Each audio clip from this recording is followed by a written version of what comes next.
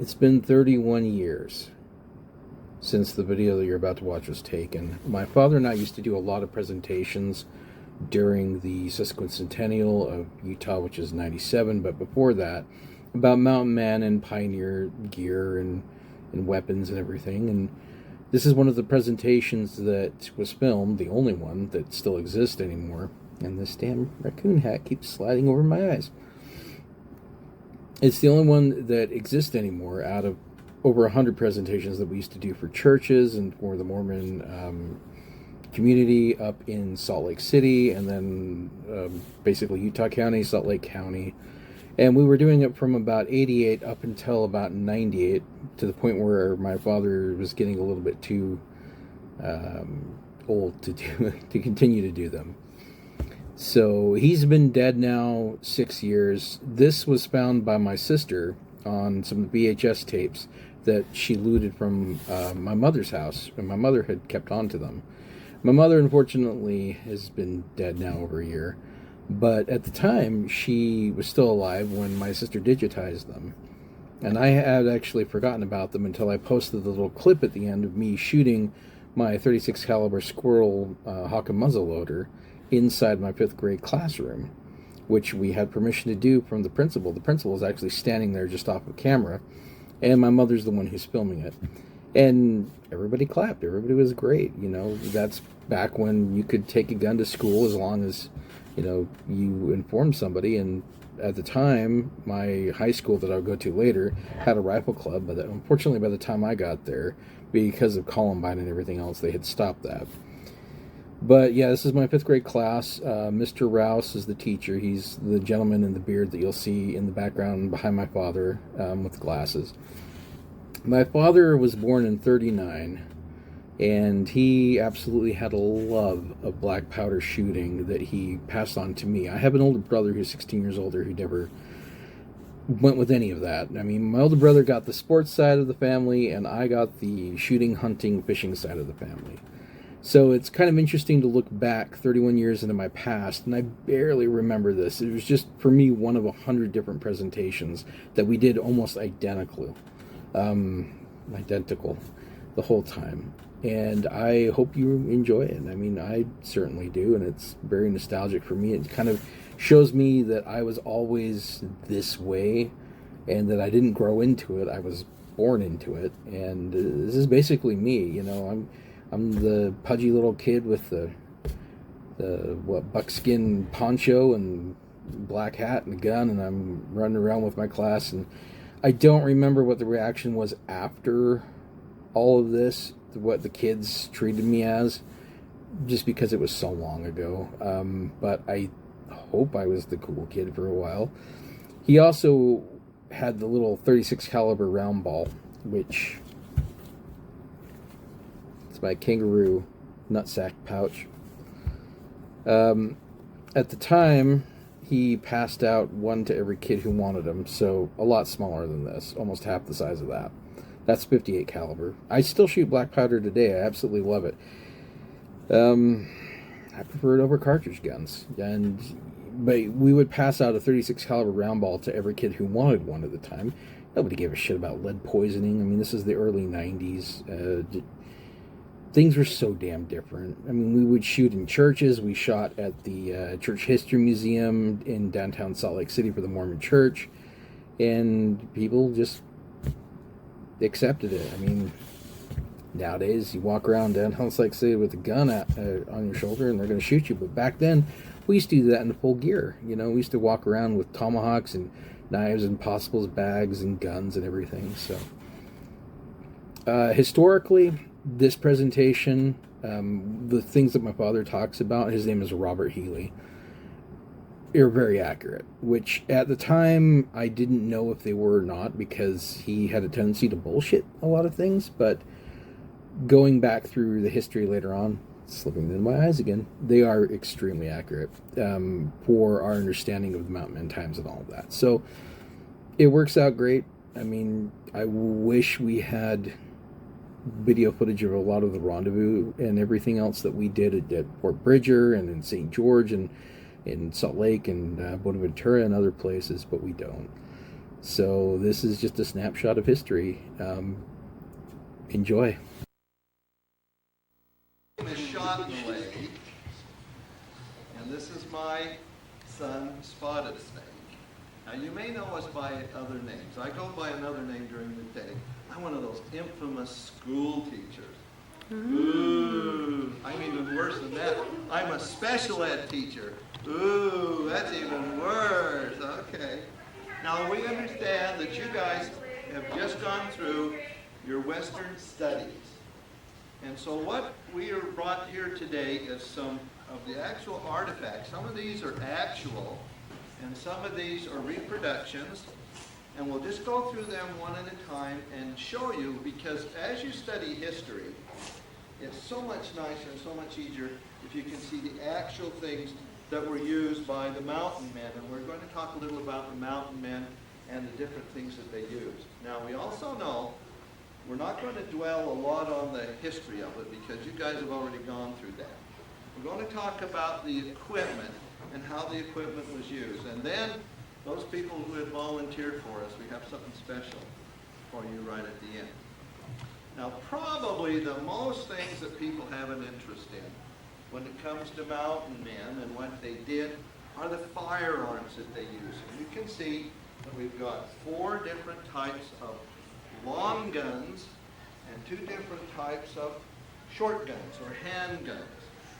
Now every one of these guns represent a different time period in the development of firearms that the mountain men used. Now we're going to see how smart you guys are. Let's go back. What years were the very first mountain men coming out here to the western states? What years? 1820s? Yeah, around that area. Early 1820s, and we knew that they were after. What was the main animal they were after? Hands. Yes. The beaver. What was the reason for the beaver? They wanted to get the beaver for the meat? Yeah, for the fur. Okay. Now, the hat I've got on here is a fur hat. This is made out of a rabbit fur. And what they do, they boil the hides down, and then they pound them flat. And if you take a look around the edge, can you see those little pegs that held it all around? Okay, now the beaver hats weren't made in this style. They were made in the big top hat. Mr. Roche, is that his name? Rouse. Ooh, excuse me. Deutsch is not. Okay. He had a top hat on that is similar to the beaver hats, but that one was also made out of a rabbit fur, so a rabbit felt, so it's not similar to it. So that is the reason they came west, both individually and as groups, for the beaver. Now, where do you think most of these mountain men came from originally when they were first recruited? Go ahead. France. France? Okay. So do I have to put a French hat on? Okay, this is a French hat. Do you know what they call the French ones? What do they call the French mountain men? Parlez-vous français? Ooh la la. Okay. Je suis français, le mountain man, le grand mountain man, actually. Voyageur. Did you ever hear of the Voyageurs? Okay, they called them Voyageurs, and this was the typical hat that the Voyageurs wore. And these were the type of hats that they wore in the late 1700s and the early 1800s in France. Now they were hats that showed something, particularly. They showed the province that they came from in France, the area that they came from in France, and they also, see all these little things I've got on here? Okay, as they would do particular activities or earn certain badges or become proficient in something, they would attach these to here. This is made out of an antler of a deer that I shot. He also carved it. Yeah, I carved it, and everybody said it looked like Castle Grayskull. It's not. I mean, that's too modern. This little alabaster bear, and they would have different things hanging on there. And this was the Voyageur's hat. Okay, so there were a lot of Frenchmen. Were there any other nationalities that came? Okay, a lot of English, but a little north from England, still in Great Britain. What kind of a hat would this have been? What is it? Aye, that's true, lad. They would wear this kind of a hat, wouldn't they, if they come from Scotland? And there were a lot of them that come over now. That we've got a bit of a connection there, haven't we? Spotted snake. That's true. A lot of them would come over from Scotland and they thought like this. The only reason I could remember I thought like this because I had a grandma that raised me during the war. It wasn't the Civil War either, so don't say that. It was the Second World War. A lot of Scotties came over and they would wear these are called tam o' shanters. And these were the type of hats that they would wear. Either they would wear it would show the district they were from, or they would wear the military kind. Okay? Any other types that came over? Oh, there might have been a few Irish. That's true. Got to think southern United States for these. This is the type of hat that I have on. You can't tell it. New Mexico, Arizona, Father Escalante, Spain. Yes, there were a lot of Spanish. My Spanish is not too good, so I will not speak the Spanish too much if I already have like these. But that is true. A lot of them around in Santa Fe, New Mexico, Phoenix, Arizona, and that area were Spanish mountain men. So there was a big diversity of the different mountain men that came. So now let's talk a little about the different weapons that they brought and some of the problems that they ran into. Now you said it was the 1820s when they first come. Now a lot of these mountain men came out of a couple of states in the eastern states, and if you've ever seen these type of rifles, now this is a reproduction. Who knows what reproduction means? Can't call you all the time. What is a reproduction? It was made, it wasn't the real thing they used, but it was made to look like. Exactly. It's made from patterns or from an old gun, right? Okay. Anybody knows what this type of rifle is called? Because when the mountain men first came west, most of them carried this rifle. It's very typical if you take a look at it. What's the most striking feature of this gun? The first thing you notice, the length of the barrel. It's a 40-inch barrel. That's a long, long thing. Anything else that you notice about this gun? Down here, you got the fanciness on the handle. Okay, anything else you notice? The lock. The lock. What kind of a lock is this? Yes, you. What kind of a lock is this? Do you know? Yeah. Matchlock? Not a matchlock. That was even earlier than that. What? A flintlock. This is a flintlock gun. Now, although it's big and long, it's really quite light. And when they came out west, they carried them. If you take a look at the stock, can you see how short the stock is and how it drops real fast? Now, they came armed with these, and back in Pennsylvania, Tennessee, back in New England, these rifles were very, very adequate for what they needed. One of the people that came through asked me if these were known to be accurate, and they were extremely accurate guns. Because the longer the barrel, the bullet would stay longer in the barrel when it came out, and the longer the sight picture, you had a better accuracy. But they ran into some problems when they got out there with these weapons. There was a couple of animals and some other things that caused them problems. What do you think they'd have difficulty with this type of gun? Shoot a bear. What kind of bear particularly? A grizzly bear. Grizzly bear. Very true. Dangerous animal, a grizzly bear. There was another type of animal that they had a real difficult time using this kind of a gun with. Yeah. Boar? No, bigger animal. Mountain Well, mountain lions, yeah, they could have trouble. This is a one with big antlers on it.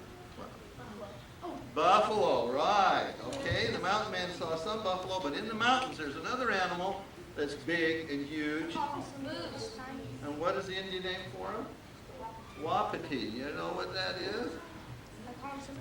Sure. Not quite a moose. An elk. They found these guns pretty difficult to kill, these big game, with one shot, because you know these are just a one-shot gun. You have to load everything inside the barrel before they shoot. When you go do that, we'll give you a demonstration on that. This was a flintlock, okay? Now there was another problem. When you're riding a horse and you're in a real heavy forest, what were some of the problems you'd run into with a big gun like this? That's it. Yeah, it was just a very clumsy gun, but very accurate. So this is a Pennsylvania or Tennessee flintlock rifle, okay? Now, a lot of the young kids your age, when they came out later in the years, or even if some of them came with the mountain men, or if they were raised in the South and the East, they had a gun like this. Eric's going to show you his particular gun. This is another reproductive gun. Now, how can you see that this gun is different from this gun? It's short, right. Of course, it's made for a young person. It's short. Okay, anything else different with the stock? Yes, dear. It has metal on the end. Yeah, the stock, this is called a half stock. And this is called a full stock. Can you see how the stock goes all the way up to the end there? Okay, now this is Eric's own rifle. It's a little .32 caliber. He shoots pretty good with it. In fact, in March, we're going down to the St. George area and compete in the Mountain Man contest, and Eric will be shooting against other kids his age to see how well he can compete in the Mountain Man contest in shooting. And all of these guns that we have do shoot. Now, this is called a squirrel rifle, and it was the kids' responsibility when they lived at home to provide pot meat. Who knows what pot meat might be? Sure. Like stewed meat, like rabbit or squirrel. Hey, exactly. Right. Right. The kids would do that, and so this is known as a squirrel gun. This is another very accurate gun. It shoots quite well, and I think this will be the one that we'll try to shoot off in there. Okay. Which one is kids? Pardon? Yeah, what do we do with the kids? Well, how about you do it later? Okay. Okay. This is not. I was thinking that was two. No, like she said, we'll shoot in here because we'll go that loud. Okay. Now, somebody walked by and saw this gun.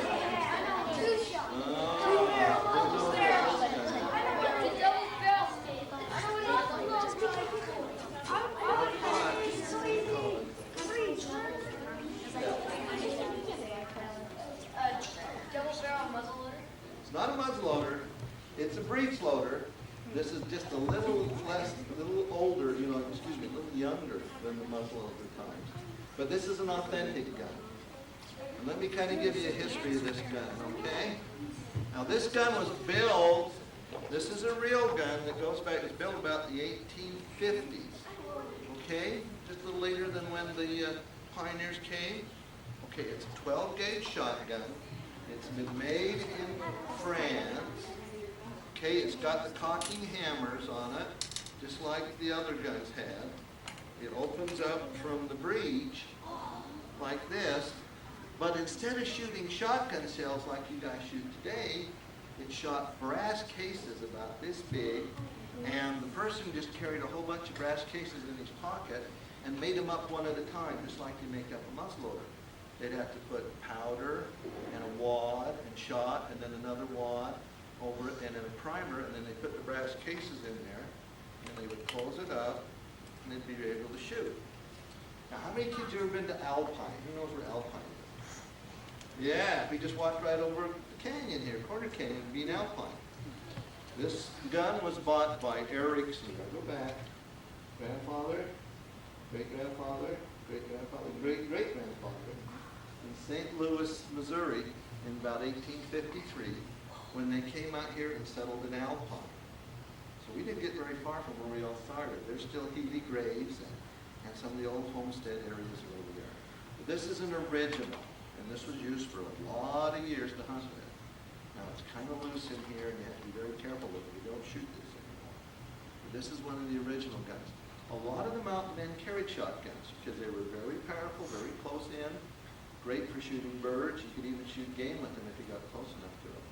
But a lot of them carried shotguns. Now, all the problems they had with the big long gun. And could a mountain man survive with a kid squirrel gun? No, no. This is what developed. This was the next type of gun that came out. And this is another reproduction of do you think anybody knows what these are called? No, not a buffalo rifle.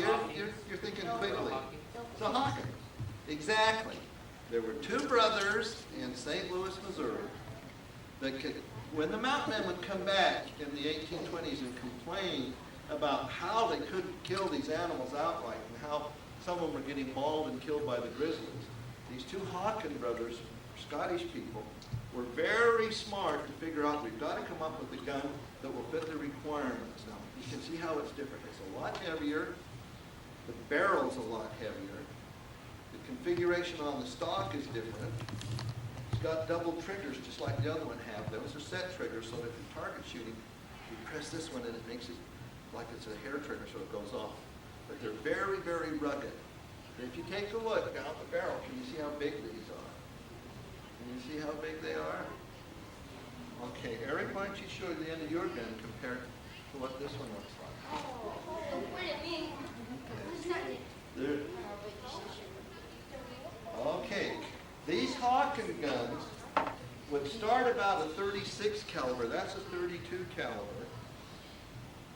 But they would start clear up to the big calibers. And these are what these lead balls are. If you take a look here, these were the standard size of the lead ball we shot. Because they just didn't take a bullet out of their pocket and put it in the gun, did they? They had to build it right inside the gun.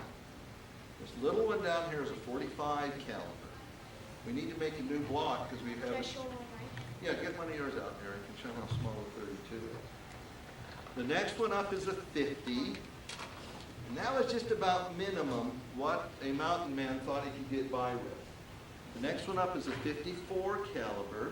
And the next one up is a 58 caliber. And they love to have those big 58s because that's a lot of lead to shoot at an animal or even to protect yourself against other human beings. Now, if you take a look at a 32, can you see how small it is? Now, if any of your parents or you guys own a 30-30, you think it's a big gun until you take a look at it. So you see what it is when you compare it to that.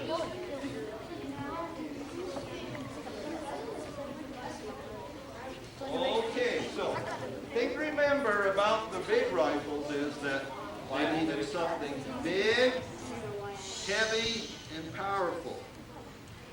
What would happen with this big heavy gun if you shot the one shot that you had and you either wounded the animal or didn't wound it? What could you still do with it? Whack him with it. Exactly. Exactly. That's why they made it nice and big so that you could whack with it. Because if your life is on the line, you could whack with it. Okay? Now, I'll go down the line and show you what some of these other little things are that go with it. And as we come along, if you have any questions, let me know, okay? When you start to load your gun, and Eric will go through a loading here in just a minute, this is called a bullet starter.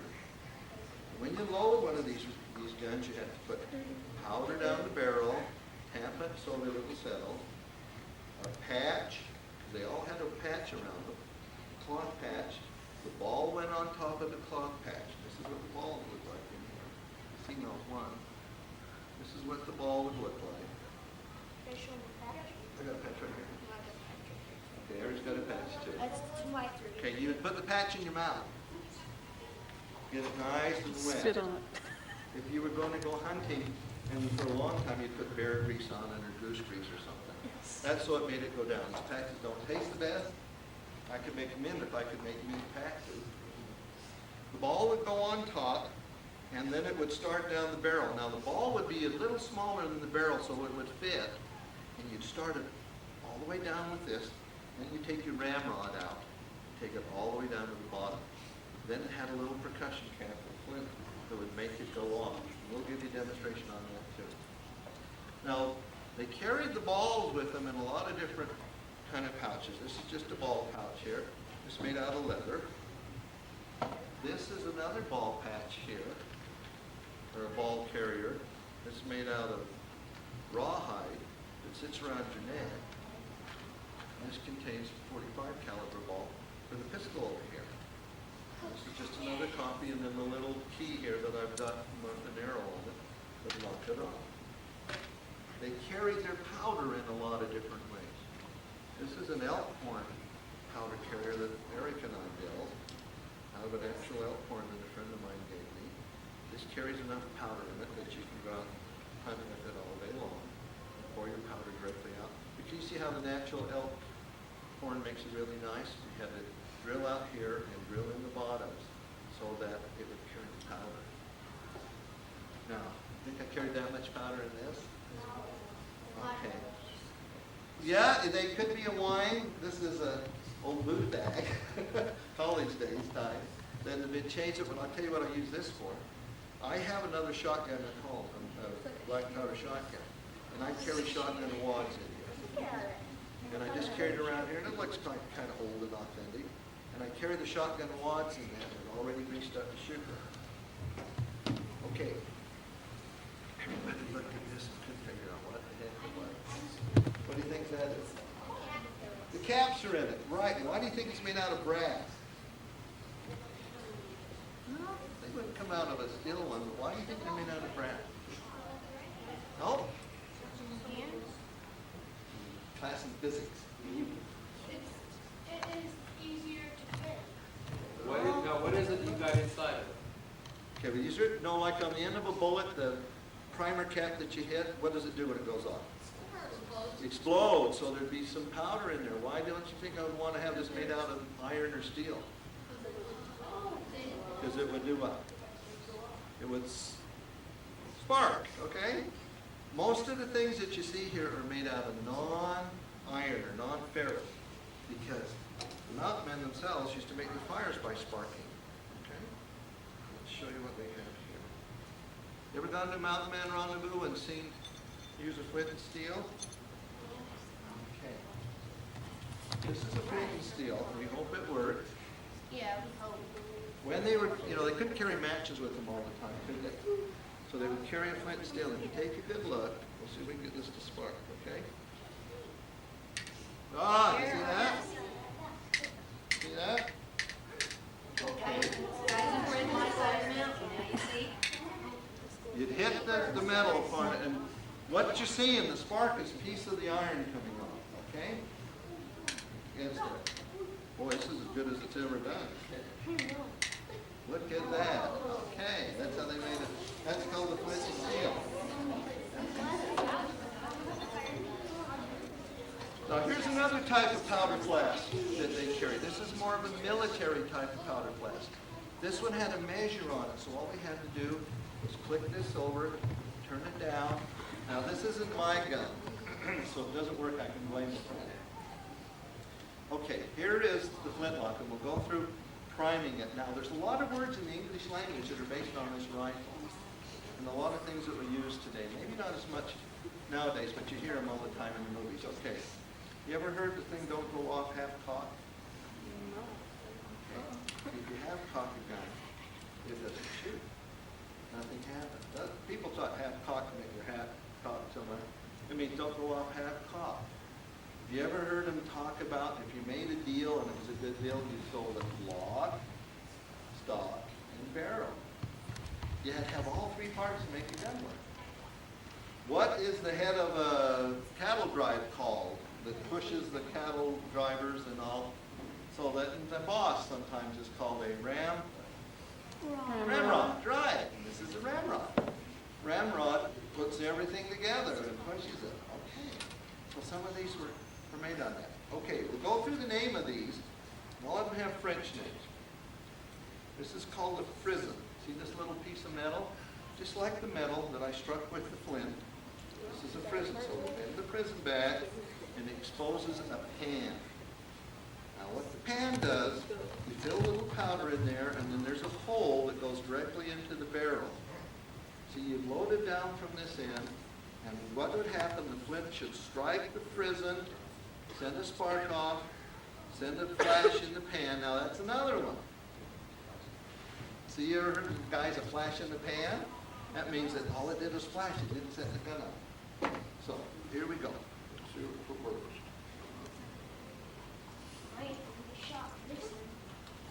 Little black powder in there. Close the frisson. Okay, you guys ready to see if this works?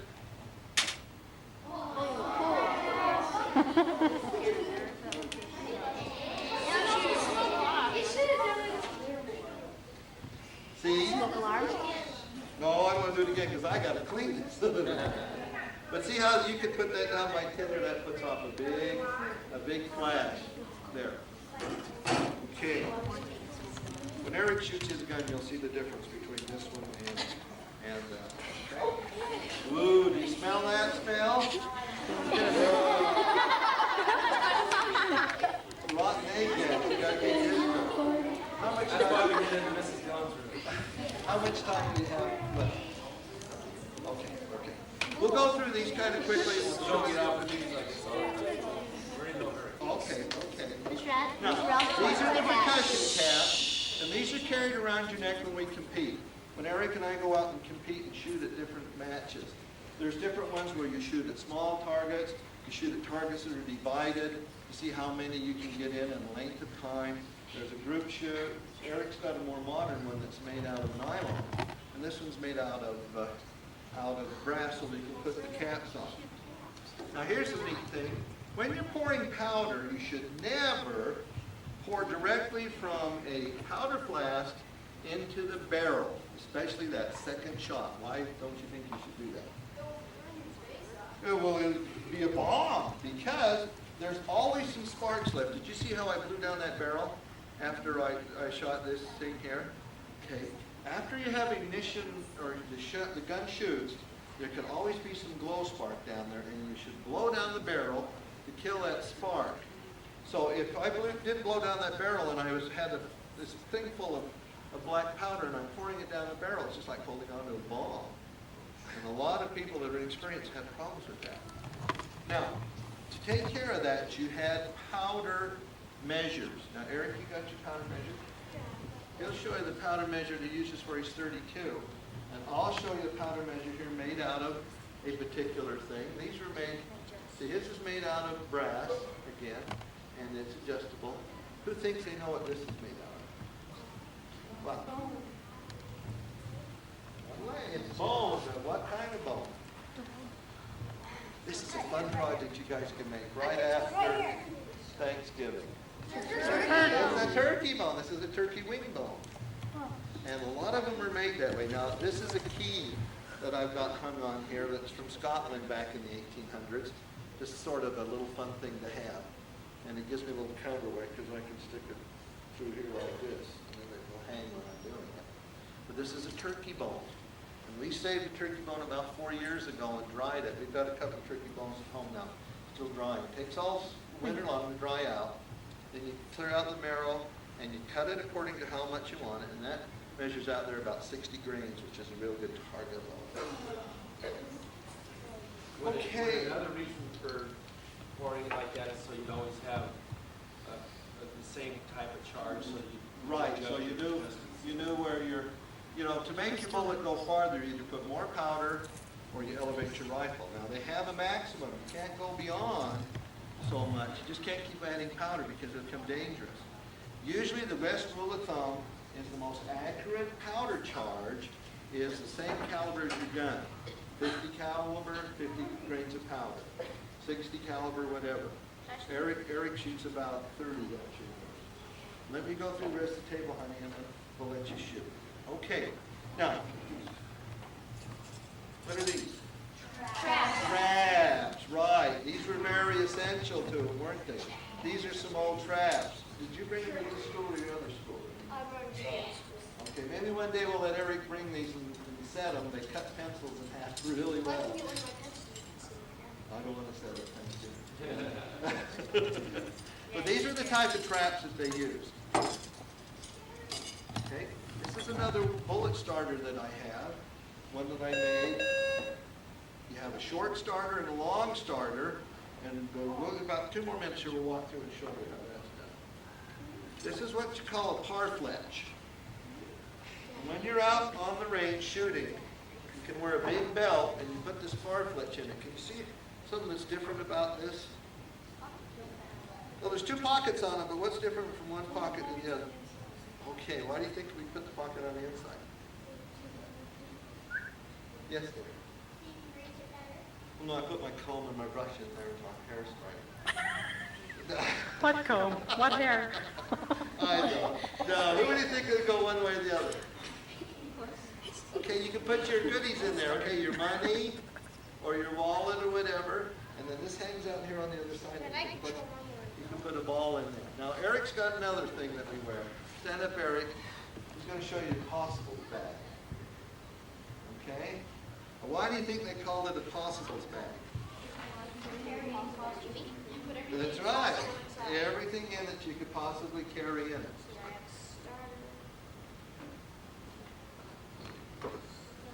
That's where good purses came from.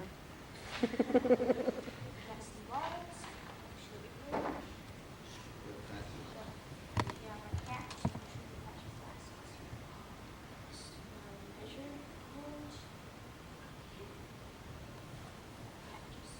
when you go to a rendezvous and shoot, it's called working out of the bag. You have to shoot just like the old mountain man did. You can't have everything set up in little containers. We have some other guns that we hunt animals with. Eric and I go deer hunting together, and we've shot about 10 deer over the last 12 years with a muzzleloader. And it's really quite an exciting hunt. You have to get very close and be very accurate with it. And you have to take your wife. You have to take your wife along, too. Okay. Now here's another, a lot of the mountain men would carry things like this. This is called a Moses stick. Any reason I would call it a Moses stick? Yeah, he had a stick like that. This is cut out of an elk antler. You can see I've cut in, this is supposed to be the north wind and the south wind that I've cut in here with a Dremel tool. This is a piece of wormwood that we found up Mule Hollow up in Brighton when my wife and I first were going together years ago. This is just a turkey feather that's been dyed like a hawk feather. And this is a little bird head that I colored. These are family colors. These are kind of interesting. Anybody have any idea what this is? A rabbit. Not rabbit. That's where those went. No, a little smarter than we. Fox. No. Carter. What do women want most? What kind of color? Yes, these are mink tails. Now, that's about as much mink as I can afford.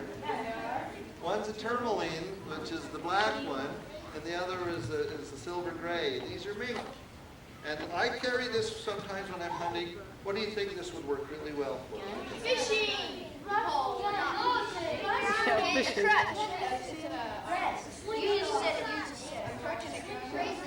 Okay, it holds the gun if I shoot it. Okay? And there are some mountain man contests where you have long shoots where you set this in the ground. That's why I have a nail in it. Set it in the ground, and I put a little piece of leather in there, put the rifle in there, and then I can lean out and shoot maybe 100 yards with it. You could. You could. I just drilled a hole. Okay. Very essential tool. What is this? For haircuts. Not a hatchet. Goes by an Indian name. Okay, the tomahawk. Now this is a throwing hawk, and part of the things that we have at the contest we go to is throwing. But this is a very special hawk. Can you see something very different about it? Can opener? Well, the mountain man got out there and got the can of beans out. It's a notch. And this is sharpened like notch. Let's see how good you guys are in modern history. Have you ever heard of the Gurkhas? The Gurkha tribe, they're from the Indian Army. They have knives, great big Gurkha knives that make a big curve like that, and they have a notch on it. It's a ceremonial meaning to it. It's called a blood notch. Now, this is a copy of a Cheyenne blood notch tomahawk. And the tomahawk stayed in the case all the time that the Cheyenne warrior was wearing it. And it was only removed from his belt or from his case to be used for protection or for cutting up meat or whatever. And the steel always had to taste blood before it went back into the case or into the belt. And that's the blood notch. And if it was ever drawn in anger, so this is some of the controls that the Indians had on themselves about to fight amongst themselves. If it was ever drawn on anger and not use it as supposed to, they had to take their thumb and prick their thumb so that it drew blood to go back into the case. So that's called blood notch. That's part of their religion. try to explain religion to people, sometimes it's very difficult. Well, what they did, they never took it out unless they needed it. Okay? That was a good control. Now, not only a tomahawk, but a mountain man would usually carry two types of knives with them when they went. And these are both reproductions of the type of knife. This type of knife here, if you take a look, all of them carry the type of knife like this. Can you see this here? Oh, what was the animal that they had to work with the most? Beavers. This is a skinning knife. It looks just like a butcher knife, doesn't it? Now this is an old carbon steel blade from England. Can you see how dark it is? Carbon steel has a lot of carbon in it. It's not a stainless steel knife. This is the old type of butcher knife. These were the best knives that they could use. They were inexpensive to use, and they came from England, most of them. Inexpensive to use. But they also carried another type of knife with them that they would carry into the wilderness like this. What do you think this knife was used for?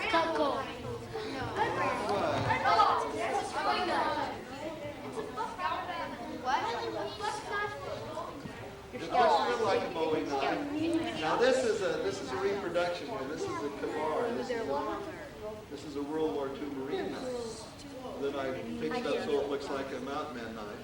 But this was the type of blade they had a fighting knife.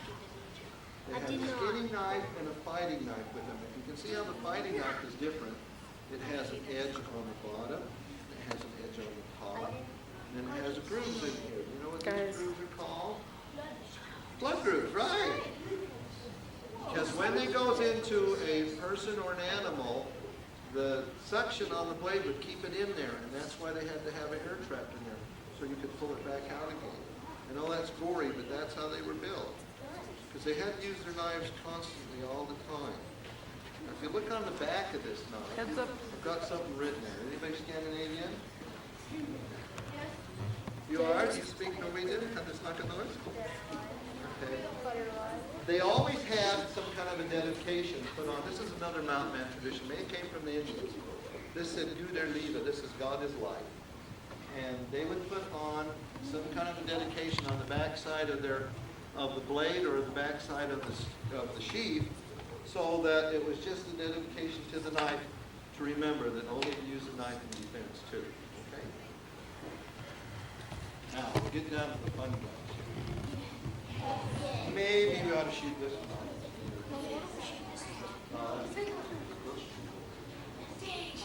Okay, now handguns. Most of the mountain men carried a handgun with them. This is a little pistol. These are only one-shotters again, okay? This is a little percussion gun. Now, this is quite a long barrel, and they would carry either one or two of these, brace these pistols. These type of pistols go back all the way to the Revolutionary times. You know, when, who was it that, Paul who? Okay, Paul Revere. This is the style of pistol that Paul Revere had, except his weren't percussion caps, they were flintlocks. But they would carry two of these across the horn of the saddle. Okay, anybody had a father or a mother or a friend in the military police? The MPs? You ever seen the symbol of the MPs? There's two of these crossed, two of these pistols crossed. It goes all the way back. This is the gun we'll shoot off, I think. You got it? So you hang on to that. Now, a lot of them would carry small little guns like this. Okay, Eric, you tell them the story behind it. Eric's going to tell you a little about the story behind that. It's kind of a replica of Philadelphia during Lincoln was assassinated. You have to get pretty close to shoot anything you shoot. Now, I've shot this off before. It was about 15 target, totally missed the target. Very inaccurate little gun, but gamblers or assassins would carry these little guns before the revolver guns were invented. It's called the Philadelphia Derringer because it was made in Philadelphia. Short barrel. But that is an exact copy of the type of gun that assassinated President Lincoln. Are you ready to go to press now? You want to shoot? Yeah! Well, before we shoot, I want to tell you about the modern things that happen bunch of us people get together and we love to dress up in our funny clothes. So we go to the rendezvous and we go shoot and we try to go back in time to the 1820s, 1830s, 1840s. Enjoy it. We cook over an open fire. We don't have any modern conveniences. So we have friends that have TVs and all. Not really. But there is one event that mostly happens every time we go to a mountain man rendezvous. And I'm going to need your hat again, please, if I may. Now, this is where the people who volunteered will come in, and I'm going to need both a girl and a boy for this. We'll let the teachers do it. Malia and Jacob. Okay. Should we get over here if we got a little more room? Now, this is a replica. Can you see this here? This was built, this was made by Pam, my wife, Eric's mom. And this is a replica of a particular kind of dress that is in the Northwest Mountie collection in Fort McLeod, California. I mean, not California, Canada, excuse me, Alberta. It is called a Mackenzie River wedding dress. We're going to have a mountain man wedding.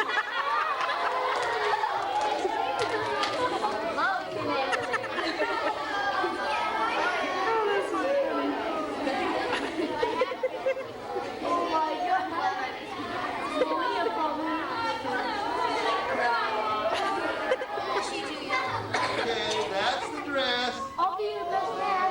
The cap goes with it, okay? Now, Wake up, buddy. You wait. this is the coat worn by the mountain men in the wintertime. It's got a French name. It's called a capote.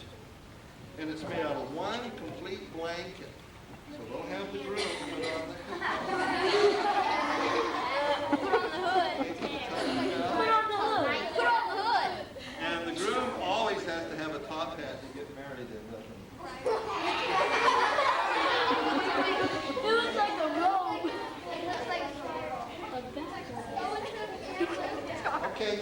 Now, usually it's an Indian chief. It's an Indian chief that would do this. So we have the bride and the groom here. Give me the Bible.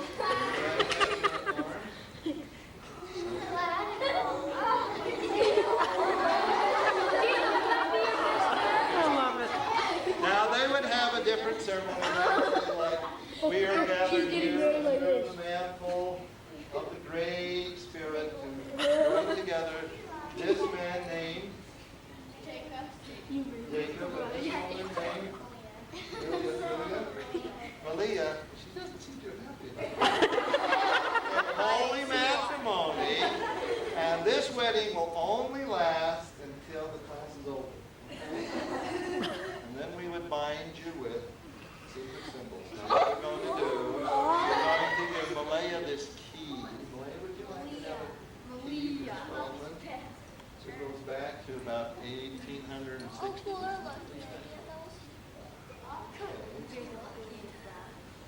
Now what you can do, Malia, is get you maybe a nice piece of leather or something. Not all in there.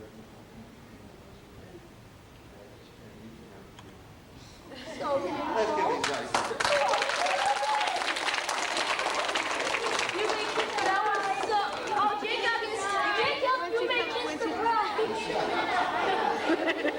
Oh, okay, where's all the presents then? I mean, really, you guys bring them. Come on. Okay, we're going to go through now and shoot, okay? We'll do the right. Okay. Eric's going to go through. Oh, yeah.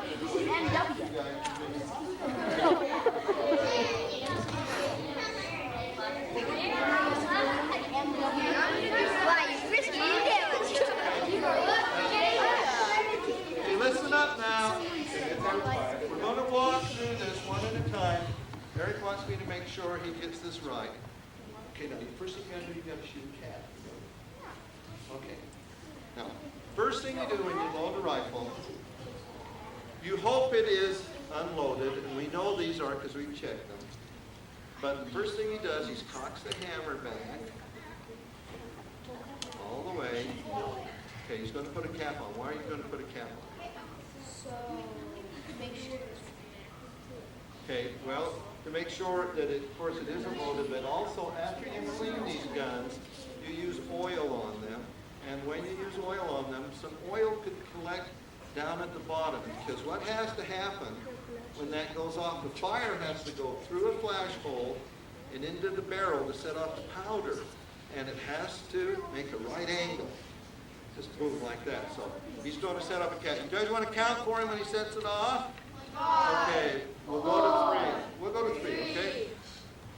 1, 2, 3. oh, wrong. Okay, hurry, that bear's coming. Okay, 1, 2, 3. Okay, did you see it made the flash? Now he's going to cock the hammer back all the way, blow down the barrel, blow down the barrel. You have to blow down the barrel.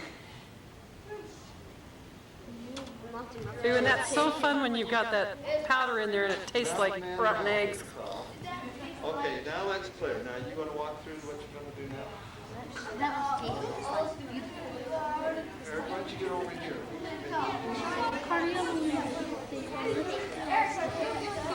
Okay, he'll turn this way. Okay. So what's the first thing you're going to do now? Try shooting 30 grains or... Oh, just a little teeny bit. Let's do 4 F's. Jacob. Okay, what are we doing with this? What are we putting in it?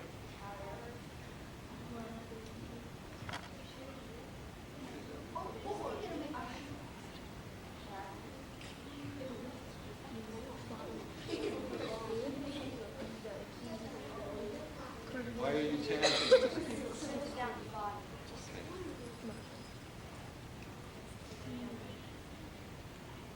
Notice how he taps on his foot, not on the ground, so it doesn't cause damage to it, right? Right, so you don't goof up the man.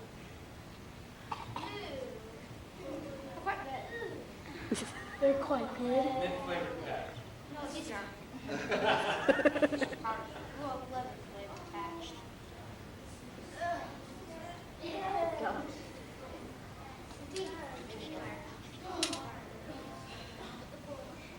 Now, if he was going to put a bullet, he'd put a bullet on top of that patch. He'd start with that little shorty there.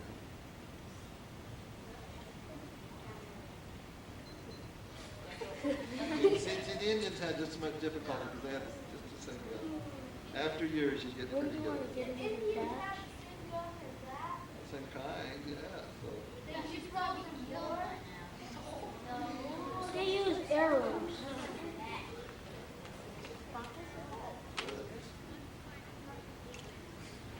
You see how tight that fits? That's without the bullet. That's without the bullet. Now he's taking it all the way down. He has to put it really tight against the powder. If you have an air gap in there, it just wouldn't work too well. Okay. Now, is there reasons for letting go of the ramrod? He bounces the ramrod because when it seeks the ball, it'll bounce up. That's another way of learning how to do it. This way. That way. This way. That way. That way. That way.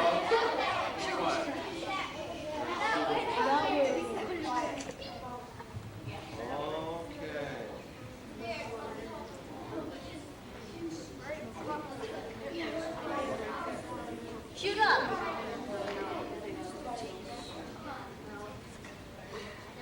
You should put the bullet on it then.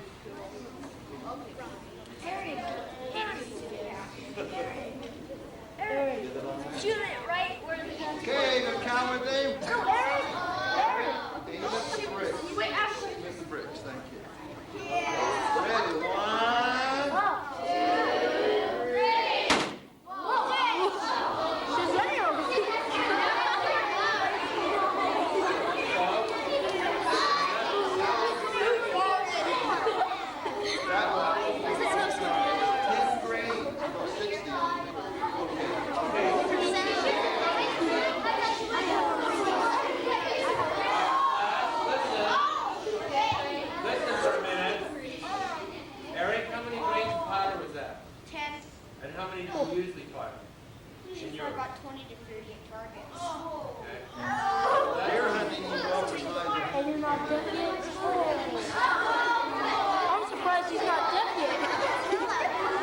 don't shoot it that much though.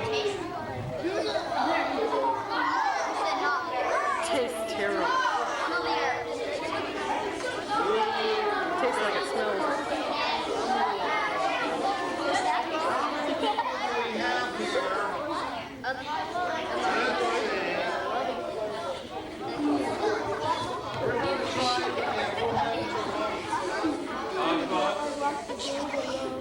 We're going to see if we can give everybody a round.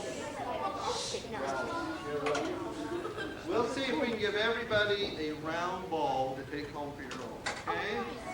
Shouldn't have enough there.